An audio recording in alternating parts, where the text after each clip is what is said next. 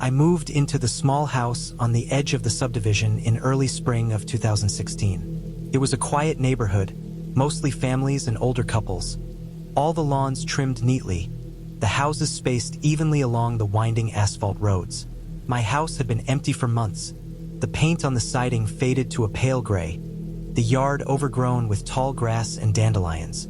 It was cheap, and that was all I cared about at the time. The first few days were quiet, almost too quiet, the kind of silence that presses against your ears when you're alone in a place that hasn't been lived in for a while. The sun rose slowly over the rooftops, and the air had a faint smell of soil and the distant river that ran behind the neighborhood. It was my neighbor across the street who unsettled me the most, though I didn't understand it at first. His house was older than the others, bricks dark and chipped in places, with ivy curling up one side. He didn't have a car, and I never saw him leave. Every day, from early morning until late at night, the same lights were on. Sometimes it was just one in the kitchen, sometimes 2 or 3 in different rooms. The windows had thin curtains, but not enough to hide shadows, and I would occasionally catch glimpses of him moving inside.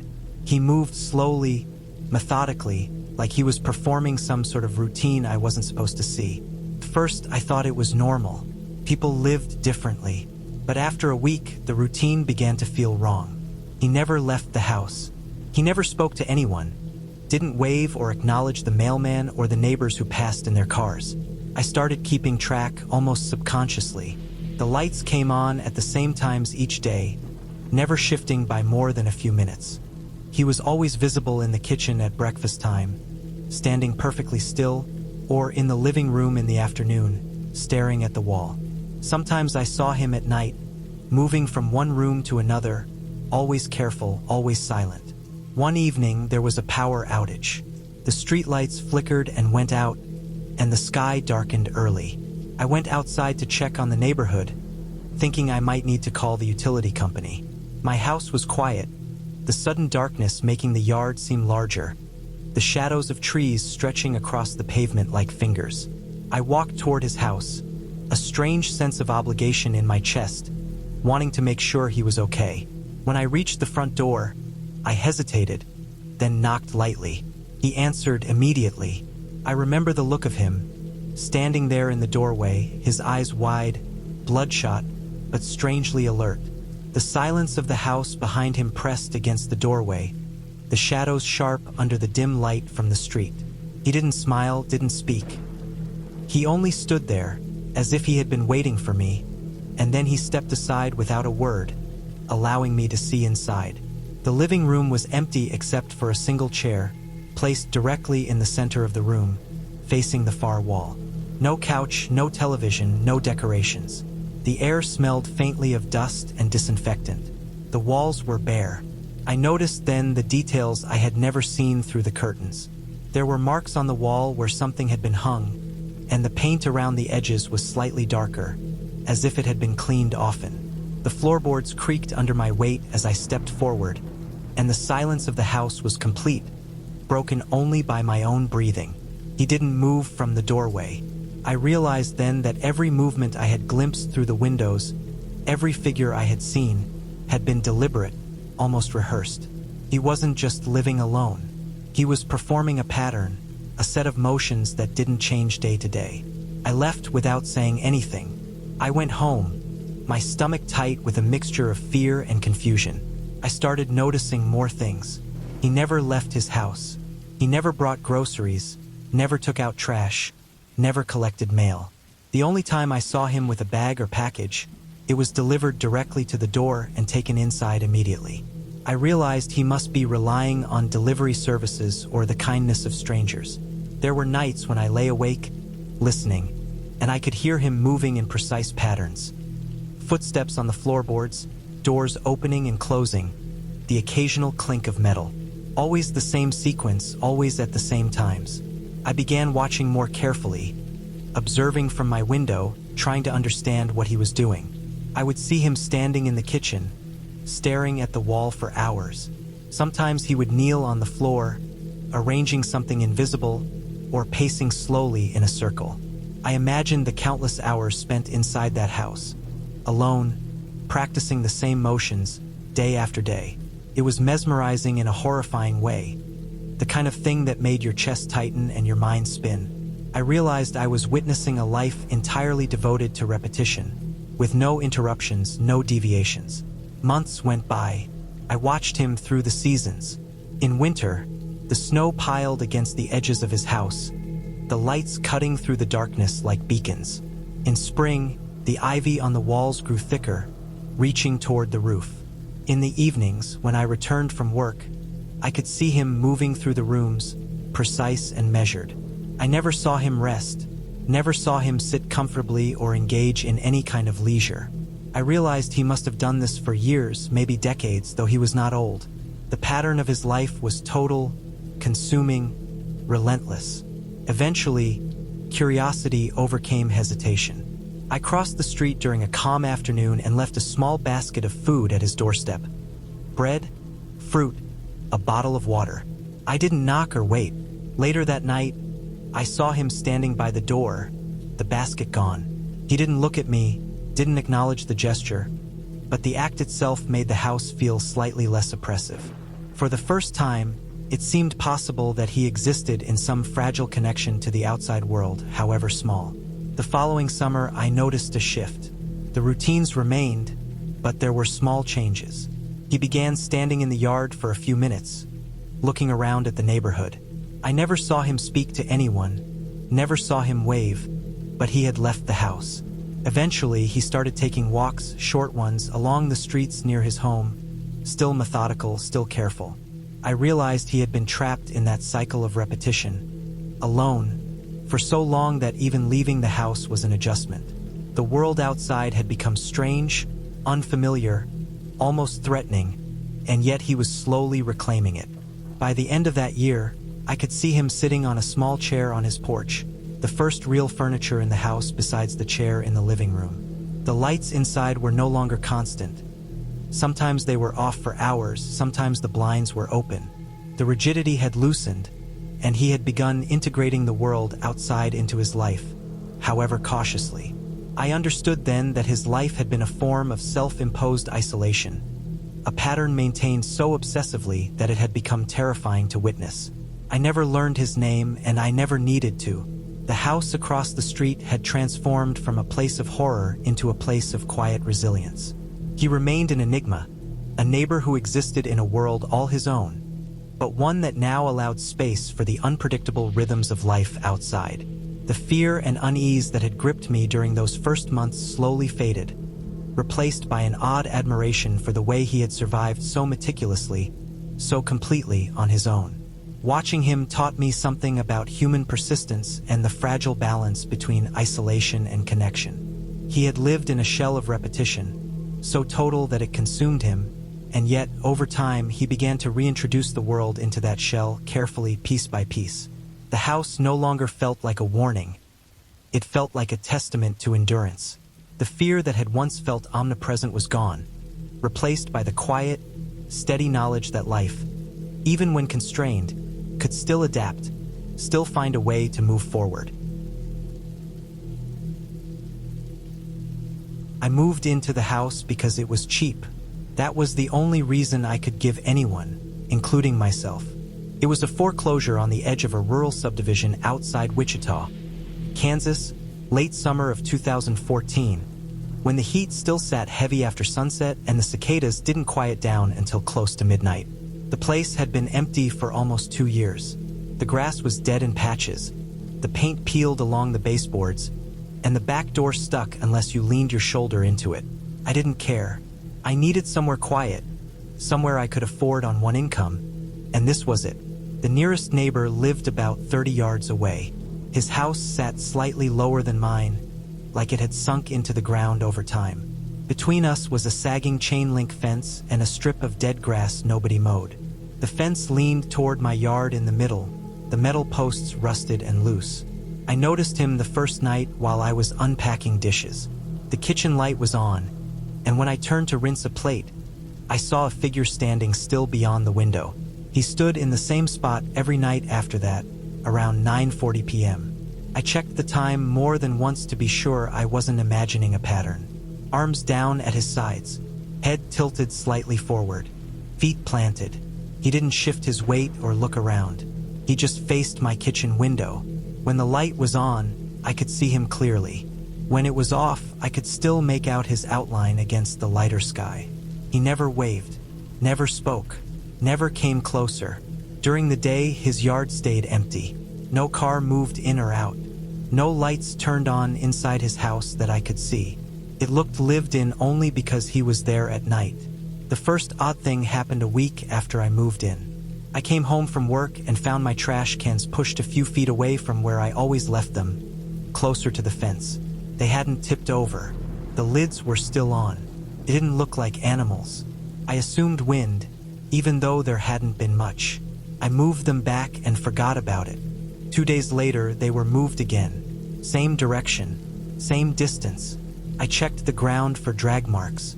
The dirt was dry and packed, but I could see faint scuffs near the wheels. That's when I decided to go over and ask about the property line. I told myself he might think the cans were too close to the fence, that this was some passive way of complaining. I walked over in the afternoon, when the sun was high and the neighbor's house looked less threatening. The grass in his yard was trampled in narrow paths, like someone walked the same route every day. The front door was unlocked. I noticed that right away because I hadn't planned on going inside. I had reached for the handle expecting it to be firm, turned easily. Inside smelled like damp dirt and metal. The air was cool but stale. There was no furniture, no couch, no table, no bed. The walls were bare. The floors were concrete, stained dark in places. What stood out were the boot prints, dozens of them, muddy, overlapping, leading from the front door to the back door and back again, all facing inward, like he paced the same path over and over. The mud was dry around the edges and darker in the center, layered like it had been tracked in again and again. I didn't see him. The back door stood open, leading to a narrow yard that backed up to trees. I didn't go farther. I stepped back outside, closed the front door, and walked home. I never knocked again. That night, at 9:40, he stood in the same spot, staring at my kitchen window. I started leaving the light off. It didn't stop him. I could still feel his presence, like pressure on my back when I washed dishes in the dark. Sometimes I would turn suddenly, hoping to catch him doing something different, shifting or moving closer. He never did. Over the next month, small things changed around my house. The back gate I always latched was open twice. My hose, which I coiled neatly, was unrolled along the side of the house. Once, I found a muddy boot print on my concrete porch. Right near the door, the tread pattern deep and clear. It matched the prints I had seen inside his house. I installed motion lights. They didn't catch him. I set up a cheap camera facing the yard. The footage showed him standing there every night, arriving from the direction of his house a few minutes before 9:40, stopping in the same place, and leaving just after 10. He never crossed the fence. He never looked at the camera. I stopped using the kitchen after dark. I ate in the living room with the lights low. Still, sometimes I would look out of habit, and he would be there, head tilted, watching the dark glass reflect my shape back at him. The sheriff's office told me there was no crime. Watching wasn't illegal. Trespassing would be, but I had no proof. They advised me to keep my doors locked and call if he tried anything. They mentioned the previous owner of my house had left suddenly. No details, just that the foreclosure was processed faster than usual. One night, I woke to the sound of metal scraping. It came from the side of the house, slow and steady. I stayed in bed, listening, heart pounding. The sound stopped after a few minutes. In the morning, I found the chain link fence pulled tighter where it sagged. The wire twisted together with fresh marks, like someone had tried to reinforce it from my side. That was when I decided to leave. Before I could, things escalated. I came home early one afternoon and found my back door unlocked. Inside, the house smelled faintly of damp dirt and metal. In the kitchen, muddy boot prints led from the back door to the window and back again. They stopped inches from where I usually stood to wash dishes, all facing inward. I didn't stay that night. I packed what I could and went to a motel. 2 days later, the sheriff called. My neighbor had been arrested. They found him inside my house during a routine patrol, standing in my kitchen in the dark, facing the window toward his own yard. He was barefoot, but his boots were by the door, caked in dried mud. In his house, they found maps of the subdivision, notes about sightlines, and dates written next to addresses. Mine was circled. They told me he had been obsessed with watching homes, convinced he could learn people's routines and predict their movements. He had lived alone, unemployed, spending his days walking the boundary between properties, marking distances, pacing paths. The prints in his house were his way of thinking. The watching was practice. He had chosen my house because it was empty for so long, then because I was alone. The trash cans were tests. The open gates were tests. Reinforcing the fence was his way of controlling the space. I sold the house at a loss and moved closer to the city. Sometimes, when I'm standing at a window at night, I think about how precise his timing was, how still he stood, how long he must have planned before ever stepping onto my property. I don't leave lights on anymore. I don't assume being watched means being seen.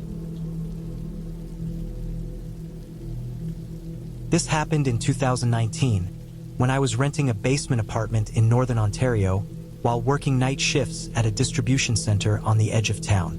I took the place because it was cheap and close to the highway. I needed both. The building was an old split-level house that had been cut into 2 units sometime in the late 90s. I lived below ground.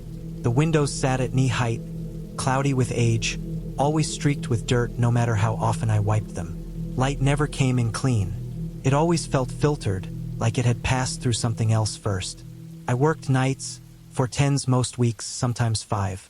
I left around 8 in the evening and came home after 6 in the morning. I slept during the day. That was my routine. I ate the same meals, parked in the same spot, walked the same cracked path to the back door. I kept things quiet. I did not have visitors. I did not talk to neighbors. I wanted to work, sleep, save money, and leave. The woman upstairs had lived there longer than I had. She was older, late 60s maybe. I saw her once when I moved in. She stood in the doorway and watched while I carried boxes down the steps. She did not offer help. She did not ask questions. She just watched. Her hair was thin and gray, tied back. Her eyes stayed on me without blinking. When I nodded, she did not nod back. Later, the landlord told me she was hard of hearing and liked things quiet. For the first month, nothing felt wrong. The house made normal noises. Pipes clicked when the heat came on. Floorboards creaked when she walked. I learned her schedule by sound alone. She woke early. She paced the kitchen. She watched television at a low volume for hours. Then she slept in the afternoon while I was gone.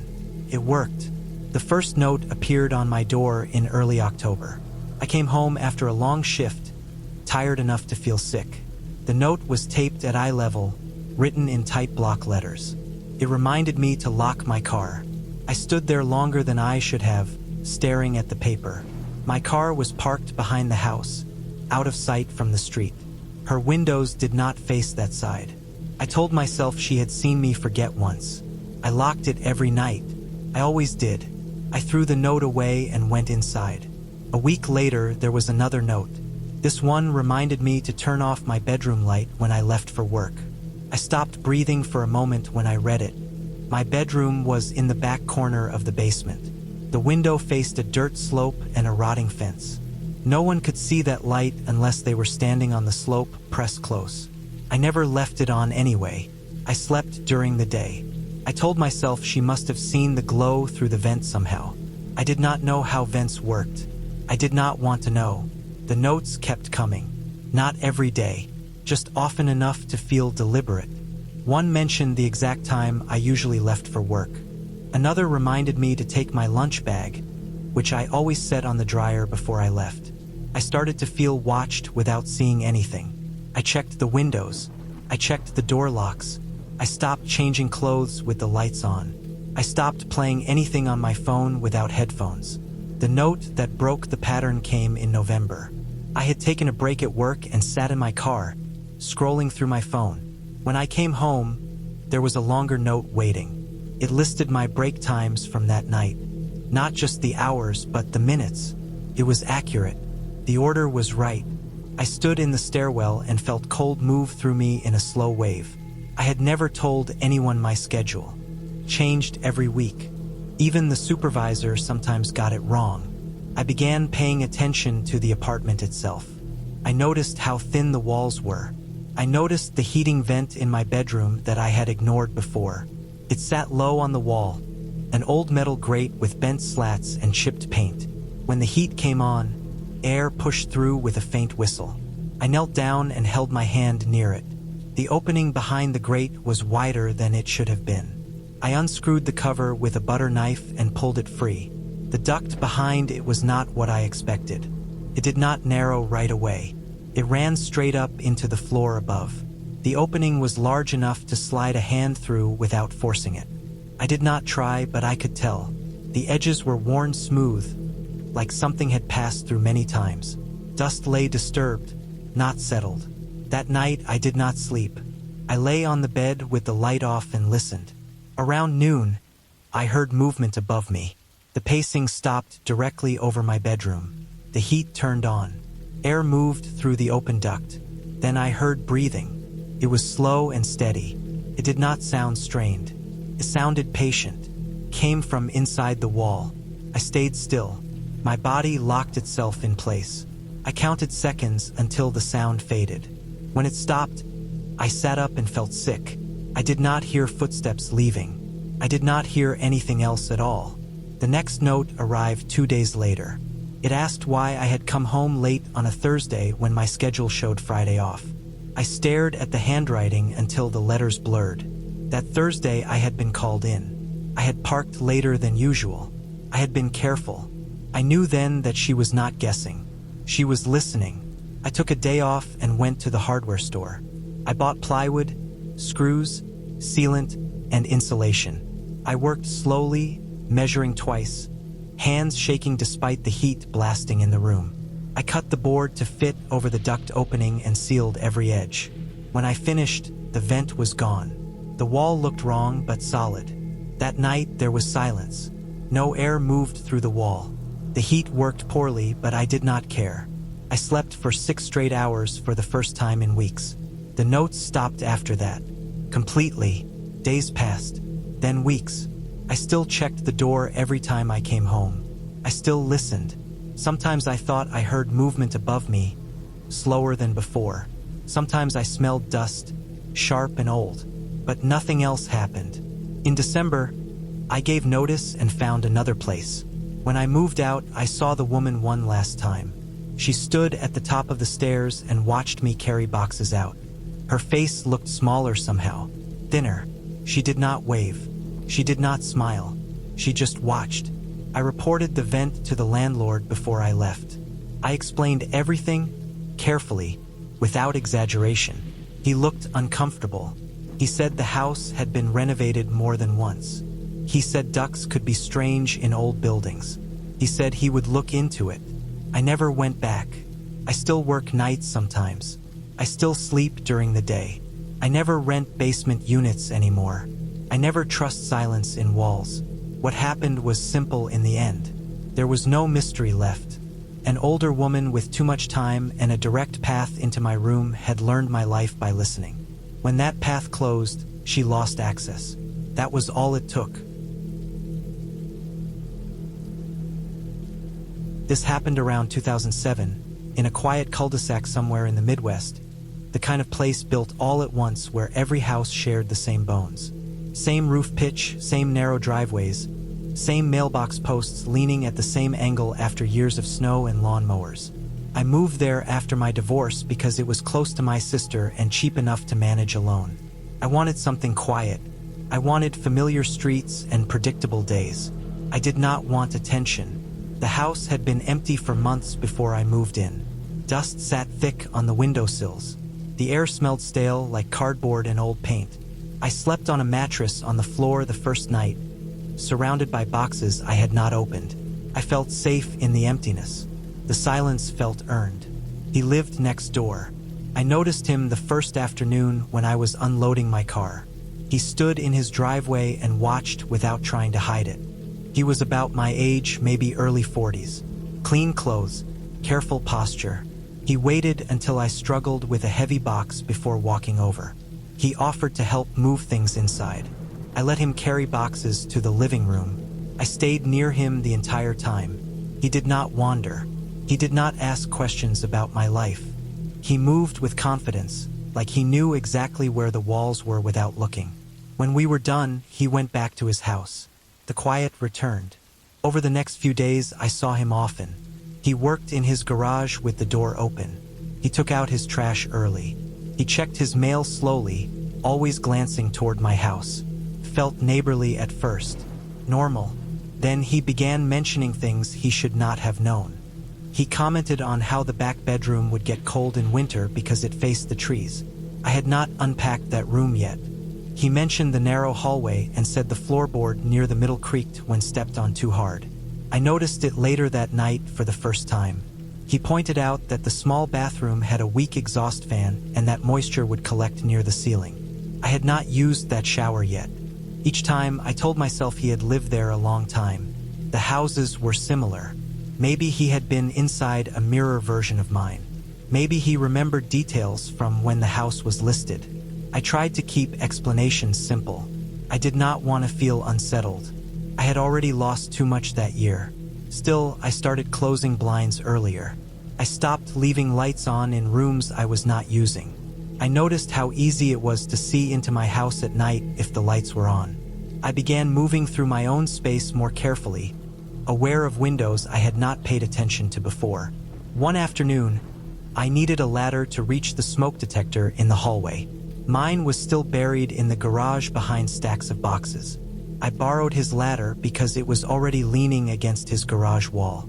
I carried it home, fixed the detector, and leaned the ladder against my front porch when I was done. I planned to return it the next day.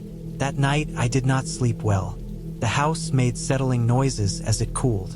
The wind pushed leaves against the siding. I lay awake and thought about the way he described my house. The accuracy of it, the casual tone, the way he never asked permission to comment. The next afternoon, I carried the ladder back. His garage door was closed. I walked up to the front door instead. I knocked once and waited. When there was no answer, I turned the handle. The door was unlocked.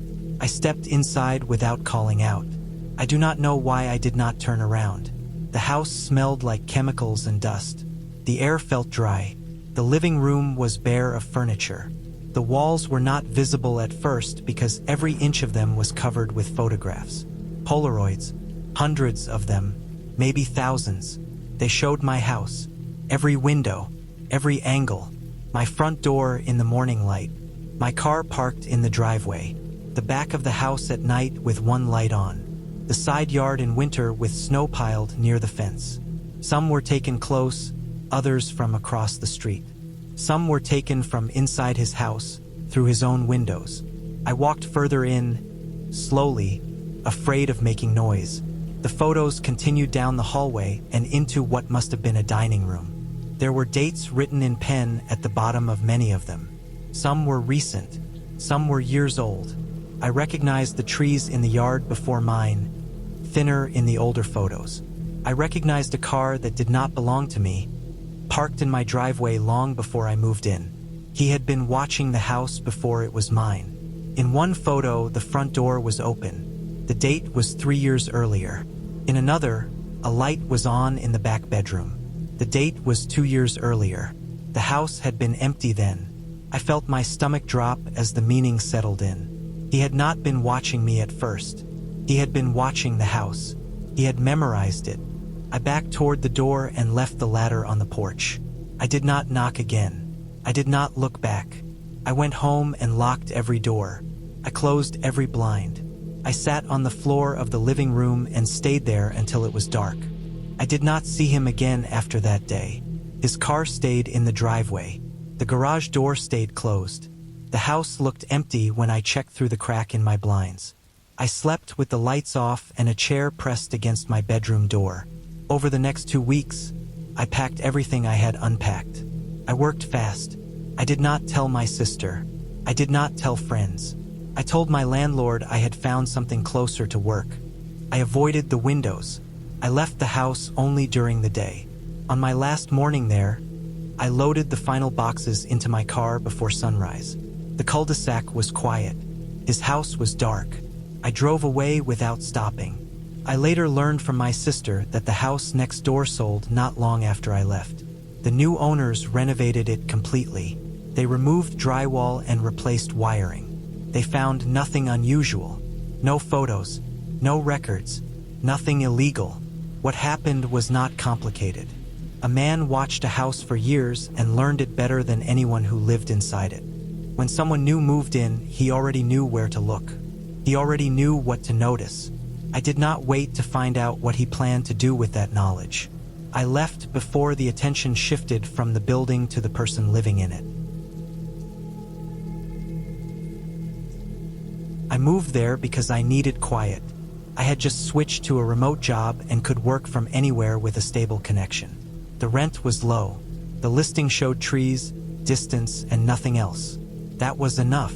It was 2016, late spring, when the hills were already green and thick with leaves.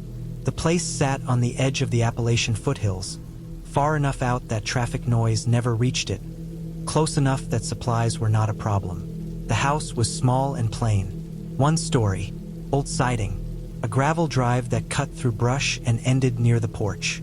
The woods wrapped around the property on 3 sides. Downhill, through the trees, lived the nearest neighbor. You could not see his house from mine unless winter stripped the leaves away. First, I did not even know where it was. I only knew someone lived down there because of the mailbox at the road and the faint sound of movement now and then. The quiet was real. During the day, I worked with the windows open. I heard birds, wind, and insects. At night, there were frogs and owls. Nothing else. No engines. No voices. I slept better there than I had in years. I saw the neighbor for the first time a week after moving in. I was taking trash to the bin near the road when I noticed movement down the slope. He was walking uphill, slow and careful, following a narrow path worn into the dirt. The first thing I noticed was how he walked. His knees did not bend the way they should. Each step looked planned.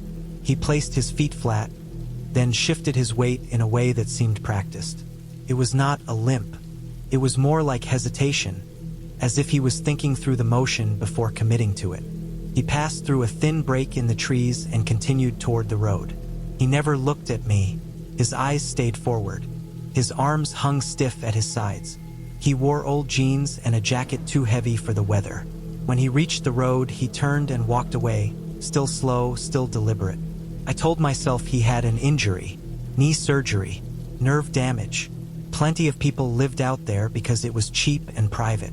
Plenty of people had reasons to move carefully. I went back inside and did not think about him for the rest of the day. Over the next few weeks, I saw him more often. Always walking, never driving. Sometimes early in the morning, sometimes near dusk. He followed the same path up and down the hill. His pace never changed. His posture never relaxed. I started to notice that he did not carry anything. No bags, no tools, just walking.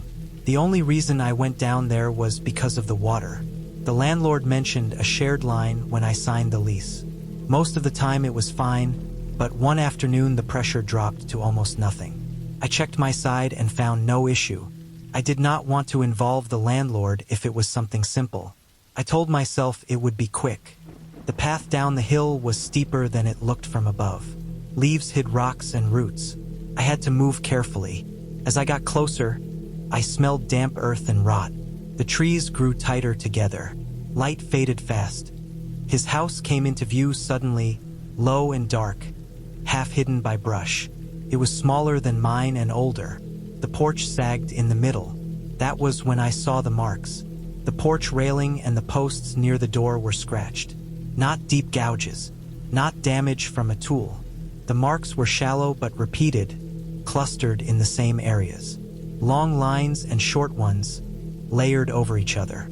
They looked like they had been made over time, again and again, as if something kept dragging across the wood, testing it, wearing it down. I stood there longer than I should have, trying to make sense of it. Animals could do damage, but this was too even, too focused. The scratches were at chest height. Some were lower, near the steps. None were random. When he opened the door, the smell hit me first. Wet leaves and sweat, something sour underneath. His breathing was heavy, fast, like he had been moving hard just before answering. His pupils were wide, almost filling his eyes, even though it was still light outside. He did not blink much. His chest rose and fell in a steady rhythm that did not slow while I stood there. Up close, I saw that his clothes were worn thin at the knees and elbows. His hands were rough, nails broken. There was dirt ground into the skin around them. He stood in the doorway without leaning on it, balanced and still. I did not step inside. I stayed on the porch and kept my body angled back toward the path. I thought about the water line and then decided it was not important. I did not want to be there anymore. I left after only a moment, walking back uphill without looking behind me. The pressure came back that evening. I never found out why it dropped. That night I went to bed early. The air was warm and the windows were open. Sometime after midnight, I woke to the sound of movement outside. Footsteps on gravel, then dirt, then leaves. Slow at first, then faster. The sound circled the house once. I held my breath and listened. The steps kept coming, around and around, close enough that I could hear the shift of weight, the scrape of shoes against stone. They never faltered, never stumbled. The pace stayed even, almost mechanical. I checked the time and watched the minutes pass. I stayed in bed until my legs cramped. I thought about calling someone and decided against it. I did not hear voices. I did not hear more than one set of steps. I told myself it was him exercising, running a pattern. I told myself it would stop. It did not. The sound continued until the sky began to lighten. It slowed only when the birds started up. Then it faded back into the trees. I did not hear him leave. I only noticed the absence. In the morning, I walked the perimeter of the house. The grass was pressed down in a wide circle. Leaves were crushed into the dirt. There were no clear footprints, just signs of repeated movement. The line was clean and unbroken. After that, I slept with the windows closed. I worked with headphones on. I avoided the edges of the property. I still saw him on the path sometimes, moving the same way, steady and careful. He never came up to the house again. He did not need to. I broke the lease a month later. I told the landlord the truth in plain terms. I said the isolation was too much. I said the shared utilities were a concern. He did not argue. He had heard complaints before, not about noise, about behavior, about things that were hard to define and easier to ignore. I left during the day. I packed fast. As I drove away, I saw the path down the hill empty and still. I did not wait to see him again. There was nothing supernatural about what happened. A man lived alone in the woods and had adapted to it in a way that stripped something social out of him. His walking made sense if you thought about injury or long-term isolation. The scratches on the porch could be from animals he let linger or from habits formed without anyone watching. The running made sense if you thought about compulsion, endurance built over years, and a lack of normal limits. I did not stay to learn more. I did not need a full explanation to know that the quiet I wanted had come with a cost. The hills were not empty. They never are. There were 4 of us renting the place together in suburban New Jersey, around 2020. The house sat in a planned neighborhood with narrow yards and identical fences, the kind built fast and cheap in the early 2000s. Vinyl siding, small decks, grass that never grew quite right. We were all in our late 20s, splitting rent because it made sense. 2 of us worked from home, 1 commuted, 1 floated between jobs. It was not perfect, but it was stable. The neighbor lived directly behind us. His property backed up to ours with a 6-foot wooden fence in between. The first thing anyone noticed about him was his garage. The door stayed halfway open at all times, day and night. He sat inside on a folding chair, facing outward, surrounded by shelves stacked with unlabeled boxes. He never had music on, never had tools out. He just sat there and watched the street or the yards, depending on where his chair faced that day. We assumed he was lonely, middle-aged, single, quiet. The kind of person you see in suburbs when routines shrink and social circles thin out. He waved sometimes, not enthusiastically, just a small lift of the hand. We waved back. That was it. We had a dog, a mixed breed with a thick coat and a loud bark. He had lived with us for years and had never shown fear of anything bigger than a vacuum. He liked people. He liked other dogs. He liked noise. That changed with the fence. The first time it happened, one of my roommates took him out back before bed. The dog walked halfway across the yard, stopped, and froze. His body went rigid. His ears pulled back. He started growling low and steady, then backed up without turning around. His hair stood up along his spine. He refused to move closer to the fence no matter how much coaxing he got. Eventually, he dragged himself back toward the door. We laughed it off. Dogs act strange sometimes. The fence blocked his view. Maybe there was an animal on the other side. Kept happening. Daytime, nighttime, rain or clear. The dog would not go near the fence.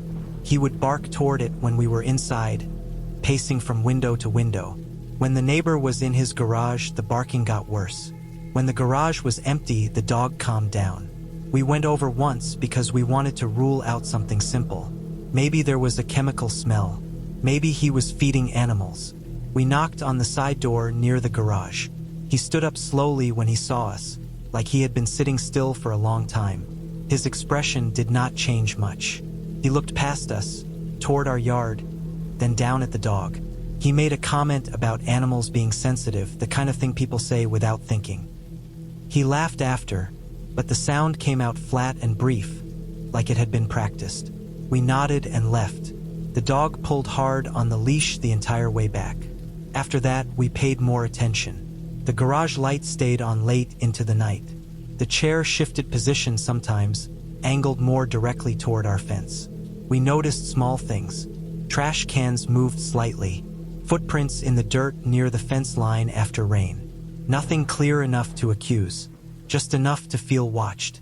The notebook showed up on a Tuesday morning. One of my roommates found it shoved under our trash bin when he rolled it back from the curb. It was a plain spiral notebook, black cover, bent at the corners. No name, no markings. It looked damp, like it had been outside overnight. At first, we thought it belonged to one of us. Then we opened it. The entries were dated. Not every day, but often. The handwriting was tight and neat, consistent throughout. The writing described our routines in the present tense. Who left first in the morning? Who came home last? Which lights turned on in which order? When packages arrived? When the dog barked? There were notes about how long the barking lasted when we left the house and which window he went to first.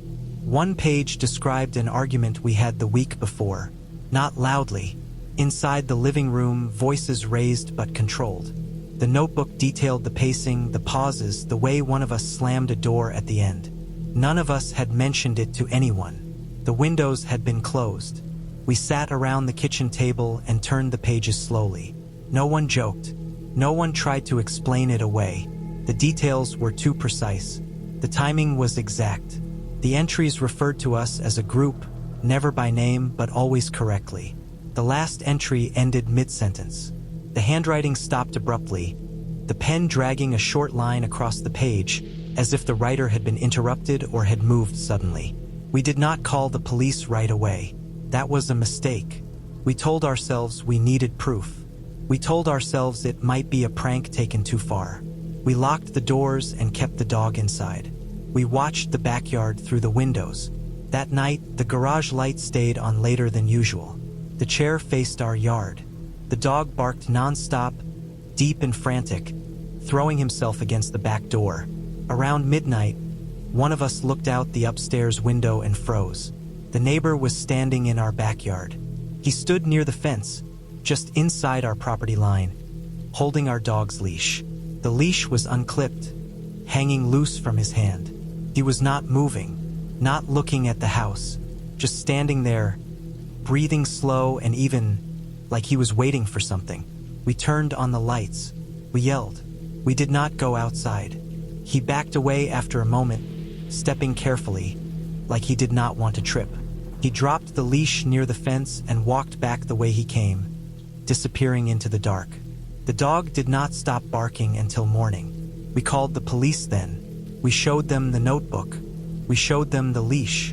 They went next door. The garage was empty. The chair was gone. The shelves were bare.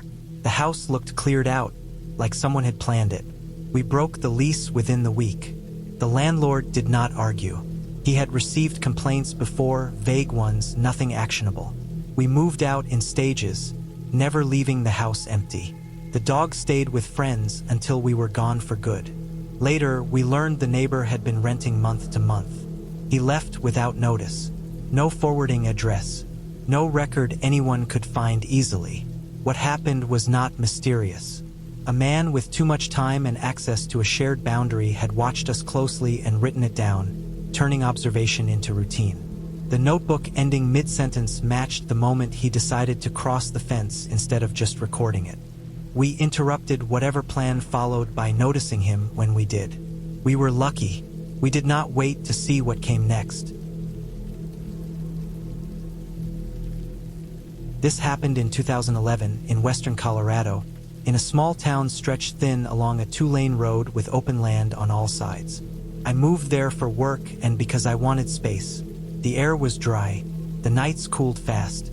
The place I rented sat at the edge of town where houses thinned out and dirt roads began.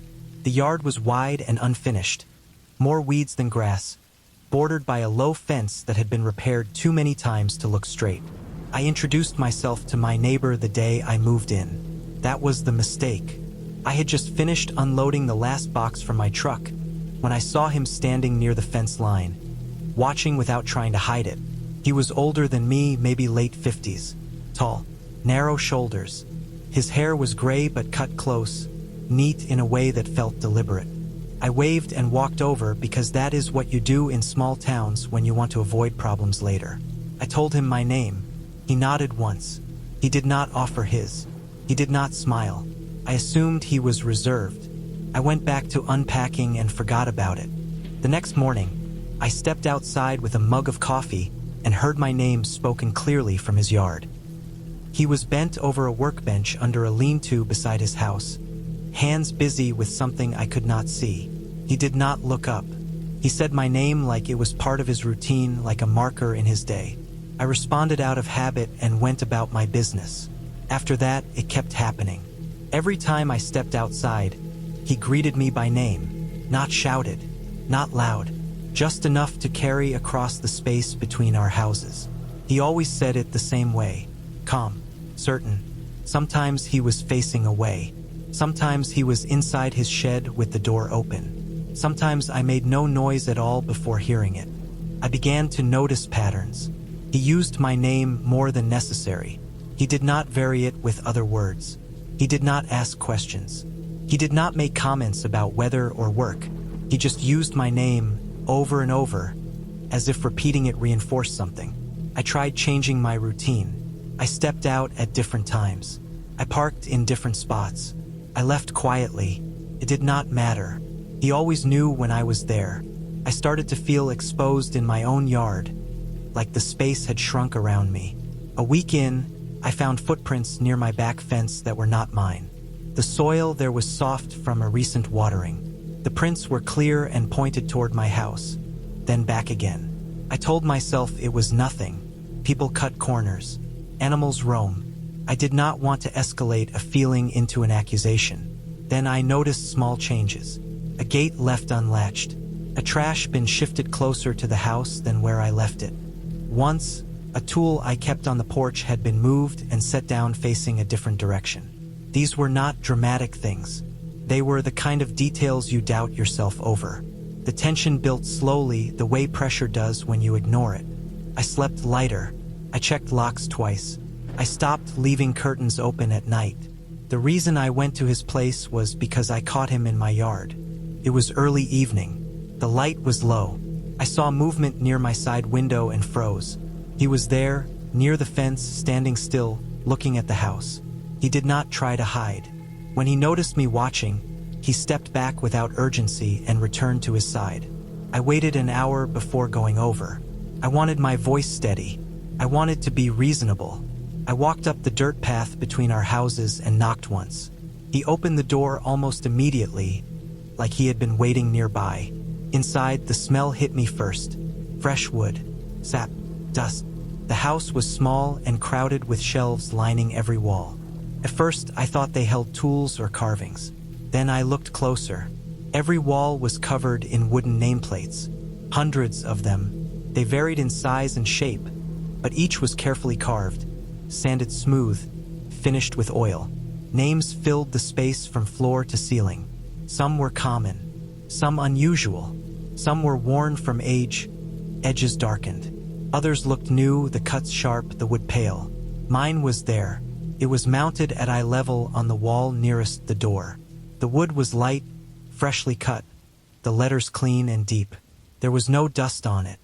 I knew without touching it that it had been made recently. I stood there longer than was safe, staring, trying to take it all in. The arrangement was not random. The names were grouped loosely, not alphabetically, but in clusters that suggested time or place. I noticed dates carved small beneath some of them, town names beneath others. There were patterns I could not fully trace but could feel. He watched me the entire time, silent and still. When he finally spoke, it was not defensive. He explained his collection in a flat, careful way. He said he collected names the way other people collected memories. He said names mattered because they stayed even when people left. He said knowing a name meant something was not lost. There was nothing aggressive in his tone. That was what made it worse. He believed what he was saying. He believed it completely. I left without arguing. I did not ask him to remove my name. I did not threaten to call anyone. I understood then that confrontation would not help. I walked back to my house with my skin tight and my thoughts loud. That night, I packed what I could. I slept in my clothes. I left before sunrise and drove until the land flattened and the mountains fell away behind me. I told my employer I had a family issue. I did not go back. 2 days later, I was gone for good. I thought distance would end it. I changed addresses. I forwarded mail. I stayed with friends. I built new routines. For a while, it worked. Then the letters started arriving. They were addressed in careful handwriting I did not recognize at first. My name written the same way each time. Perfect spacing. Confident lines. The return address was always blank. The envelopes contained nothing but a single sheet of paper, folded once. On it, my name was written again, centered, no message, no explanation. I threw the first one away. Then another came. Then another. They arrived months apart, then closer together, then spread out again. They followed me through 3 moves. I learned later that he worked briefly at the local post office years before I met him. That detail made the persistence make sense. I reported the letters eventually. There was nothing actionable. A name on an envelope is not a threat. A memory collected is not a crime. What happened to me was not supernatural. It was a collision with a person who measured the world differently, who assigned weight to names and presence and access in a way that ignored boundaries most people accept without question. I gave him my name freely, and he treated it as something owned. I no longer introduce myself to neighbors unless I have to. I keep my name limited to people who need it. When I receive mail in unfamiliar handwriting, I do not open it. I know where it comes from. I know why it keeps coming. It is not about finding me. It is about keeping me. I noticed it because I worked nights. In 2018, I was living in a desert town in Nevada, the kind that existed because of a highway and a mine that no longer hired. Exact location never mattered to me. I slept during the day and worked graveyard shifts maintaining equipment at a processing facility outside town. My sense of time was already bent. Lights and darkness meant different things to me than they did to everyone else. The duplex I rented was plain and low, stucco walls, gravel yard, no grass anywhere. The units were mirror images. My neighbor lived on the other side of the shared wall. I never learned why he was there. He did not work where I worked. I never saw visitors. I never saw a vehicle come or go. What I saw every time I pulled into the drive at 3 or 4 in the morning was his lights. Every light was on. Kitchen, Living room, bedroom, porch, side yard, bathroom window glowing faint through the frosted glass. It did not change. Not once. Nights I left early. Mornings I came home late. Even days I woke up in the afternoon to use the bathroom or get water. The lights were still on. No flicker, no pattern, no sign of sleep. At first I assumed it was neglect. Some people leave lights on. Some people fear the dark. Some people forget. In the desert, light pollution does not bother anyone. The sky is already empty. Weeks passed. I started noticing smaller things. The curtains never moved. Shadows inside did not shift the way they should when someone walked past a lamp. The glow stayed fixed, like a stage display. I told myself I was overthinking it. Working nights does that. You start inventing patterns because your brain wants order. Then the blackout happened. It was midsummer, heat pushing the grid harder than it could handle. The power went out across the block around midnight. The facility went dark and sent us home early. When I pulled into the drive, my unit was black. So was the rest of the street. Except his. One window still glowed. Not bright, but visible. A steady square of light in a dead neighborhood. I stood outside longer than I should have, staring at it. I told myself it had to be a backup generator, or a battery lantern, or some wiring quirk. But the glow was too even, too fixed. I went over because that was the reasonable thing to do. That is what people say after. I knocked, expecting nothing. The door opened instantly, like he had been standing on the other side waiting. His eyes were red and wide, veins thick against the whites, but focused. Not tired, not startled. Focused in a way that made me aware of my own breathing. The light inside came from a single lamp placed on the floor. There was no other furniture. No couch, no table, no bed, just a chair set directly facing the wall. The air smelled stale, like closed rooms and warm dust. He looked past me while he spoke, not toward me, and explained in a flat way that sleep caused problems for him. He described it as a loss of definition, a difficulty staying solid. He said it like a personal theory, something he had tested and accepted. I laughed because that is what you do when something makes no sense but does not sound immediately dangerous. I checked that he had water. I checked that he seemed stable enough to be left alone. Then I went back to my place when the power came on an hour later. That should have been the end of it. After that night, I started noticing the porch light more than the others. The bulb was mounted high, throwing light straight down. When he stood beneath it one night, the ground stayed the same color. The light hit the gravel. It hit the steps. It did not break around his feet. There was no clear shadow shape extending away from him. I stood across the drive and tested my own. I stepped under my porch light. My shadow stretched sharp and dark. I moved. It followed. When he shifted his weight, the light stayed flat. There were explanations for that. Angle, distance, the color of the ground. My eyes being tired, I listed them all and tried to believe them. Then the footprints appeared. The first time I thought I had tracked something in myself. Desert dust gets everywhere. Coats floors in a thin film you stop noticing. That morning, when I came home and finally slept, I woke in the afternoon to find marks near the bed. Bare footprints pressed deep enough to show toes and heels clearly. They circled the bed. They did not trail off toward the door. They did not overlap. They did not smear. Each print was placed with care, weight pressed straight down, then lifted without shift. Whoever made them had stood perfectly still at each step. I cleaned the floor and checked the locks. Nothing was disturbed. No items missing. No signs of forced entry. I told myself I had sleepwalked. Night work does that to people. It happened again 2 days later. Same pattern. Same stillness. The prints were closer this time, near the side where I slept. I stood in the room and tried to mimic the marks, stepping without rolling my foot. It was harder than it looked. Normal movement leaves drag. These did not. I installed a camera in the bedroom. It faced the door and part of the floor. I did not tell anyone. I did not want to explain it out loud.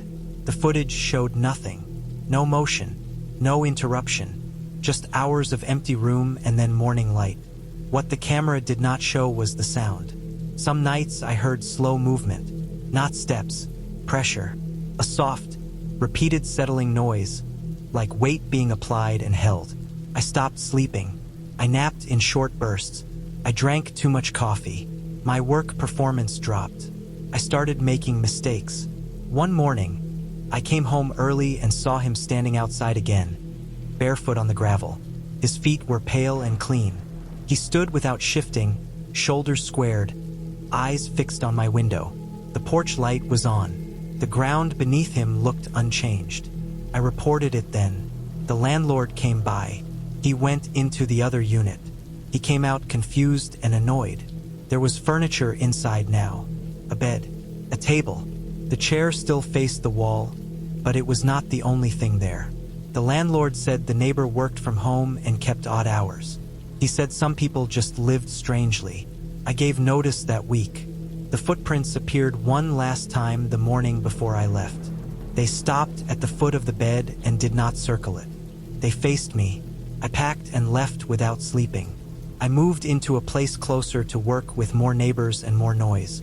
I started sleeping during regular hours again. Months later, I read a short article online about a man arrested during a welfare check after a prolonged power outage in a nearby town.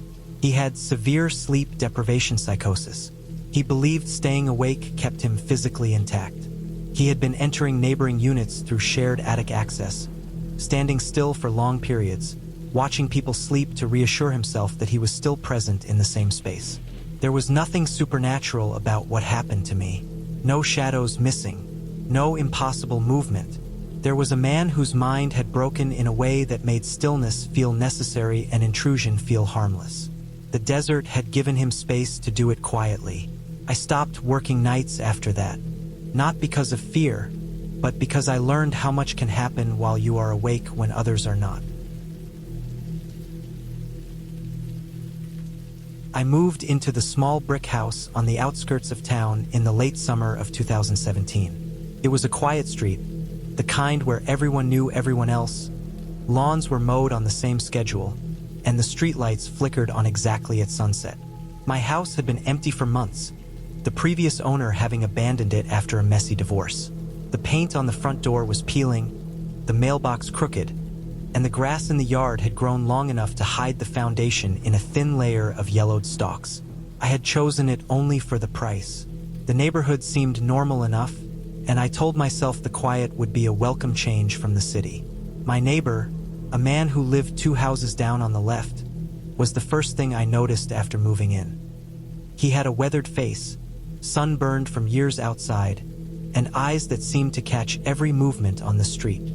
His house was older than the others, dark red bricks streaked with grime, and the yard was littered with scattered tools, rusting bicycles, and overturned planters. He didn't speak to anyone, didn't wave at the mailman, didn't smile when children ran past on their way home from school. He moved slowly, and with a precision that was unsettling. I saw him from my window almost every day, performing small, deliberate tasks outside his house, often repeating the same motion over and over. First, I ignored it. People lived differently, I told myself. But soon, his routines began to draw my attention more forcibly. Every morning, I would see him standing at the edge of his driveway, staring down the street, shifting his weight from one foot to the other. At noon, he would appear at the garage, inspecting the tools laid out in the sunlight, arranging them in a line, then moving them slightly back, almost as if he were measuring them against some invisible standard. In the evening, he would sit on the porch, rocking slowly, eyes fixed on the horizon, unmoving for hours. He never left the property. He never drove anywhere, never carried anything with him beyond the confines of the yard. I began noticing small details I had missed at first. His windows were always open just enough to let a sliver of light escape. There were no curtains, only blinds, but they were tilted so that no one could see inside. The house smelled faintly of gasoline and damp wood whenever the wind carried it toward me. One afternoon, I saw him on the porch holding a small metal box. He opened it carefully, peered inside, then closed it again without moving away from the spot. It was a precise, ritualistic motion, repeated at least 3 times before he disappeared inside. Weeks passed, and the patterns became more pronounced. I began keeping track not intentionally, but because it was impossible not to. Every movement had a timing, a rhythm. He never deviated. The predictability of it, the exactitude, made my chest tighten when I saw it. I realized that his life existed entirely within these routines. Everything else had been stripped away. No spontaneous gestures, no random errands, no variation. The house, the yard, even the air around it seemed to pulse in accordance with his habits. One night, a storm passed through the town. The wind rattled windows, the streetlights flickered, and the rain struck the asphalt in heavy sheets. I couldn't sleep and found myself staring out my window, drawn to the dark shape of his house. I saw him move slowly from the porch to the garage, then to the backyard. In the torrential rain, he moved with deliberate steps, each one measured, unhurried, as if the storm were nothing more than a background noise. I watched him carry buckets from the garage, filling them with water and arranging them in a line along the fence. He stayed outside for hours, meticulous and methodical, until the rain finally eased at dawn. I realized then that whatever compulsion guided him, it was stronger than fear, stronger than discomfort. It was the defining force of his life. I started leaving small things on his porch, water bottles, snacks, a bag of groceries, without expectation. Days later, I noticed that the items were gone. He never acknowledged them, never left any sign of thanks. The routines persisted, unchanged, but I understood that my gestures had been absorbed into the quiet world he inhabited. He existed in a bubble that resisted interference, yet was sensitive to the slightest intrusion. Months turned into a year. I became almost a silent observer, a witness to his life in motion. I saw him maintain the yard with exacting care, repaint sections of the fence in fading streaks, and sweep the porch every evening. He seemed to take satisfaction in these small acts, each executed with the precision of a machine. In winter, the snow would fall and blanket his yard, and I would watch him shovel identical paths through the accumulation, clearing the driveway and sidewalk in patterns that repeated exactly the same way every time. His house became a clock, the movements of his body the hands, marking time in exact increments. Then, one late spring afternoon, I saw a change. He emerged from the house carrying a small, worn notebook. He sat on the edge of the porch and began writing. His hand moved slowly, deliberately, and I noticed that he paused occasionally, looking up at the sky or the street beyond, as if assessing the rhythm of his day against something recorded on the page.